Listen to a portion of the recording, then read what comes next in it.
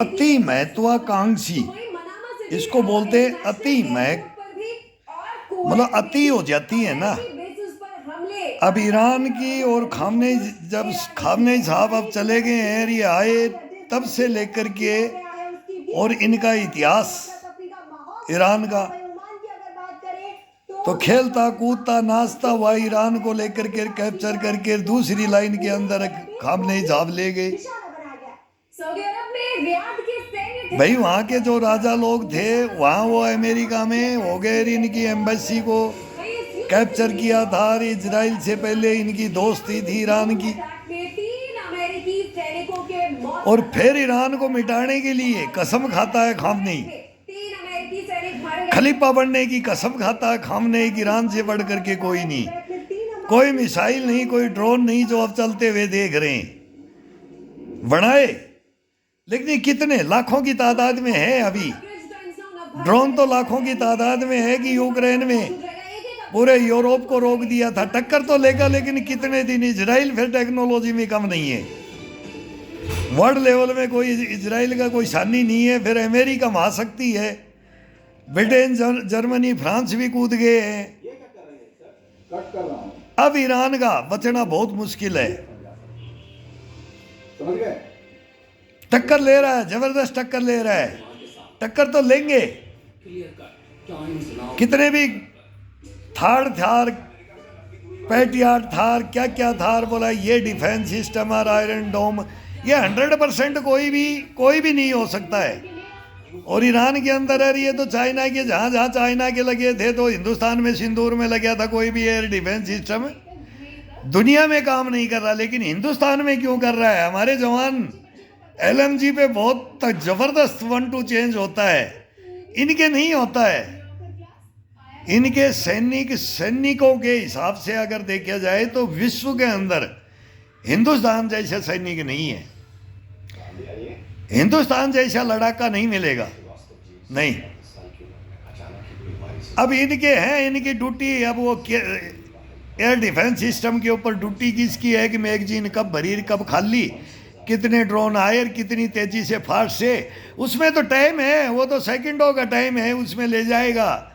तो 1-2 चेंज में सेकंडों का होता है, बैरल चेंज करना और मैगजीन चेंज करना, जो भी त्रुटि है ना उसको चेंज करना। वो ट्रेनिंग हिंदुस्तान के जवानों में है ना, तो विश्व के जवानों में नहीं है। वो शैम्पेन और बोधकार, फिर इनके तो 10 दिन लड़ेंगे ना, तो वेश्या बाजारों से इनके पास में ये भी ट्रीटमेंट भेजा जाता है। तुमने ये समझते नहीं, वो इराक का युद्ध देखा होगा कि वेश्या बाजार से, अब इसको बोलो कि ये नर शक्ति हैं लड़ने वाले, तो नारी शक्ति चाहिए कि उनके बगैर नहीं लड़ सकते। वहाँ क्या क्या ड्रामा करती है अमेरिकी सेना। ये अब इनके पास ये मिसाइल है, ये बटन है, दबाते रहो, ग्राउंड के अंदर आओगे, ये आसान तो होगा। अब ये युद्ध किस कगार पे जाएगा?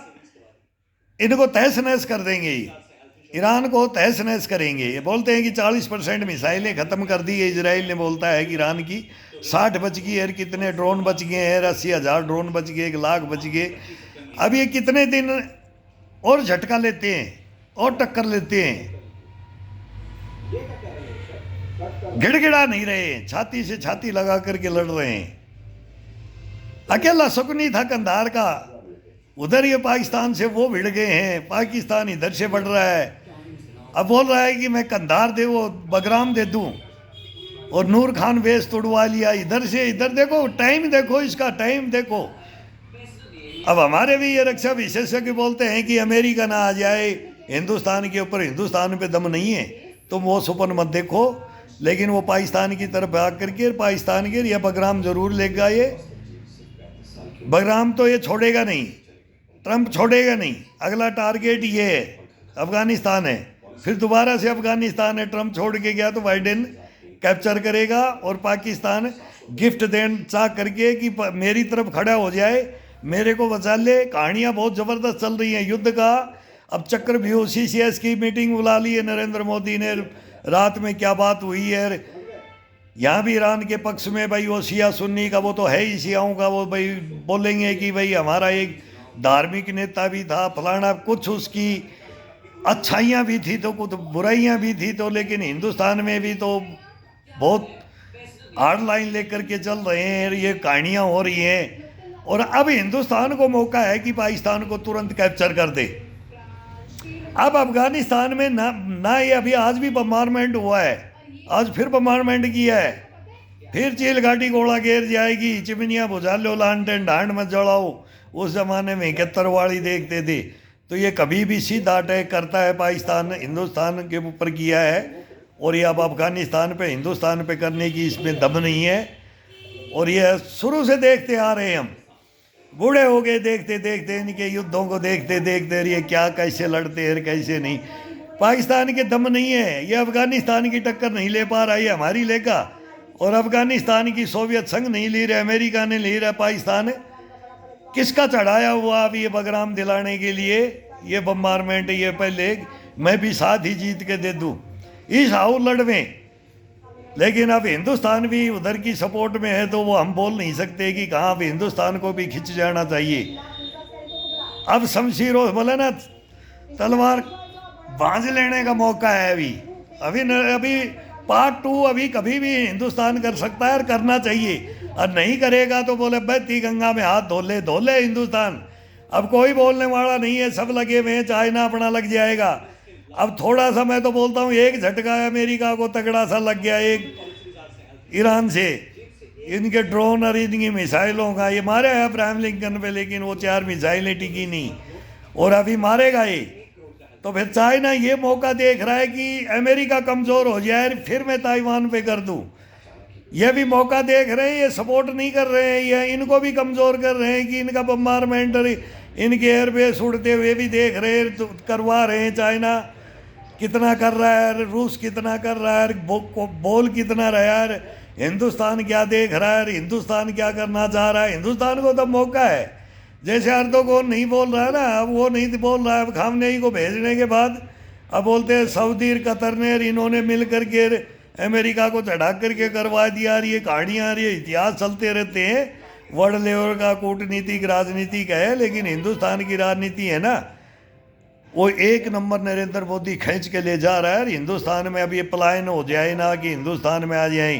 पहले भी आए थे 79 में जब ईरान में हुआ था, तो ईरान के भी पलायन होकर के हिंदुस्तान में आए थे। और 71 में तो रिकॉर्ड ही टूट गया था। फिर अब ये चलता रहेगा, 65 में भी चले आ रही है पलायन। तो फिर वो मारकाट होती है, अब ये ईरान के अंदर मारकाट करवाएंगे। फिर जो आयतुल्ला ख़ोमेनी का जो कोई भी था, वह आज भी हैं जितने। अब देखो एक तरफ कैसे मातम भी मना रहे हैं, कैसे कैसे वो लड़ने के लिए तैयार खड़े रहे, एक तरफ फिर वो बोलते ना, वो पहले भी बुर्का उतार के भी फेंके हैं, और फिर वही ईरान बनना चाहते हैं, और वही फिर राजाओं वाला आज़ादी चाहते हैं। और वही वो अभी देखा फिर मारकाट अभी भी हुआ है, ये तो फांसियाँ लगती रहती हैं। ईरान का तो ज़बरदस्त है वो, लेकिन वो इतना ही चलता है, वो एक तरफा कोई नहीं चला सकता। हिंदुस्तान के अंदर भी नहीं चलेगा, ना पाकिस्तान में चला, ना दुनिया में कहीं नहीं चला, लेकिन वो बचेगा कोई नहीं, हिंदुस्तान भी नहीं बचेगा, अभी कोई नहीं बचेगा। बाद में हमारा नंबर आएगा, नंबर सबका आएगा। अब वर्ल्ड के अंदर वर्ल्ड वार है, तो इसके फैसले होंगे। जब एक दूसरे का सर्वनाश देखेंगे तो बोलेंगे भाई मान जा, खुट्टा मत फाड़, अपनी हद में रह ले, नहीं हदें पार करेगा तो फिर तू भी नहीं बचेगा और हम भी नहीं बचेंगे। इसमें देख ले फिर आगे कौन आएगा। फिर कुल के कुल वंश के वंश खत्म हो जाएंगे, फिर कोई किसी से कम नहीं है, सब एक से एक 30 मार खाएं, एक से एक। तो अब हिंदुस्तान का मौका है, अगर हिंदुस्तान अब ये बहती गंगा में हाथ धोए तो और धोएगा, 100% धोएगा, ये मेरे को विश्वास है, धोएगा। लेकिन अब जल्दी आ गया है, अब ये अफगानिस्तान की तरफ भी जबरदस्त हो गया है, और बलूचिस्तान की तरफ। और अब इनकी सहायता के लिए नहीं तो फिर भाई कहानियाँ हैं हीरो की, फिर एहसन साहब आएगा और वो धूम धड़ाका वो करता है ना। बाकी तो इतने रक्षा विशेषज्ञों को तो कोई मतलब नहीं है, ये तो अपनी झूठी मुच्छों गारंटी लगा के कैंटीन खाने वाले, दारू बेचने वाले, कोई लंगर लूटने वाले, कोई जवानों की तनख्वाह लूटने वाले, ये हमारे जनरल ब्रिगेडियर कर्नल हैं। इनको कुछ नहीं पता है। जो रोके हैं ना, रोके एहसन सिंह साहब है ना, वो उनको पता है। बाकी फिर जो बाहर जासूसी में जैसे अजीत डोभाल को नस नस का पता है, नस नस का पता है। और हिंदुस्तान के जवानों को बोलेगे ना झक झक का, झक झक मार करके सीखते हैं ना, इनको जड़ों का सबका पता है, सबका पता है। हिंदुस्तान के जवानों को पूरी मतलब पूरा इतिहास पता है हिंदुस्तान का। और हम बोलते रहे इनको ले लो, इनको ले आओ हिंदुस्तान के सामने तो हिंदुस्तान बच जाएगा, नहीं तो फिर हिंदुस्तान भी बहुत खतरनाक स्थिति में है। तो देखो अभी नूर खान वेश का दे रहे हैं। नूर खान वेश का हम पहले ही बता रहे थे, नूर भाई सुबह ही सुना, नूर खान वेश को ले लिया। सिंदूर में हमने भी लिया था, अब अफगानिस्तान ने ले लिया। एक अकेला शकुनी मामा महाभारत के अंदर पूरे बर्बादी करवा गया, कर दी धीर। जानते नहीं हो, वो भी अफगानी बोला काबली हैं सलाजीत है। और वहाँ के चमनप्राश बनाते थे, और वो स्वर्ण भस्म की गोलियां बेचते हैं। फिर वो हमारे सीजीओ कम्प्लेक्स में लाकर अफगानी, बहुत ज़बरदस्त अफगानी है। चाचा अफगानी आ गया भाई, सूडानी अफगानी, लड़ाका है लड़ाका। अब लड़ाकाओं के लड़ाई देखो, आनंद लो यार, देखो कौन लड़ता है, कौन हाथ खड़ा करता है, कौन टिका रहता है। युद्ध का मैदान है, भागने वाला तो हिंदुस्तान तो है नहीं, पाकिस्तान 100% भगने वाला है, भगता रहता है, चलता रहता है। देख रहे होगे हाथ बांध बांध के रोते हैं तो वो नट जाता है, ये मेरे सैनिक ही नहीं है, पाड़ लो क्या पाड़ोगे इसका। इतना मजा लेने वाला भी पाकिस्तान में मजा ले रही है, आर्मी पाकिस्तान में। जनरल कर्नल सिपाही से लेकर सब सिपाहियों को मरवा देती है। और हिंदुस्तान में भी यही कहानी है, लेकिन हिंदुस्तान में तो हमें इनके बाजू चढ़ा देते हैं। हिंदुस्तान में हम इनके बाजू चढ़ा देते हैं हमारे वालों के। मैं तो छोड़ता नहीं था भाई, बाजू चढ़ा देता था मैं तो इनको, पूरी बाजू ले तू कहाँ जवानों के चक्कर में पड़ रहा है। लेकिन ये हरामजादे फिर छोड़ते नहीं है ना, ये कलम है इनके हाथ में यार, ये काट देते हैं। अरे बड़े मादर चौथे बैठ के लोड़े। ये अब देख लो, मुनीर फील्ड मार्शल अपने आप ही मेडल और उपाधि जो सब कुछ दे देते हैं। ऐसे हिंदुस्तान में है, मेरे पास है इनकी फाइलें हैं, इनकी फाइलें हैं, दिखाऊंगा। हिंदुस्तान देखता नहीं है, ये मीडिया भी भग लेता है, ये समझते ही नहीं है हमारे को। इनको बताएंगे, तरीके से बताएंगे जब समझेंगे। अब की बार इनको तरीके से इनको रोक के बताएंगे, रिक्वेस्ट करके, इनको डांट नहीं मारेंगे। यार सर सुन लो, हिंदुस्तान को बचा लो, आप भी इसी मिट्टी में जन्म लिया है, हमने भी इसी में लिया है। अरे मेरे भाइयों, अरे मादर चौथो, कब्र में हूँ मैं। कब्र में हूँ कसम से। इस मीडिया वालों को बोलूँगा मादर चौथो मेरे भाइयों, अरे सुन लो तायाड़ो, अरे इतने कमीने कुत्ते मत बनो, हिंदुस्तान की सच्चाई ले लो यार मीडिया वालों। बड़ों बड़ों की तो तुरंत सुन लेते हो, हैं?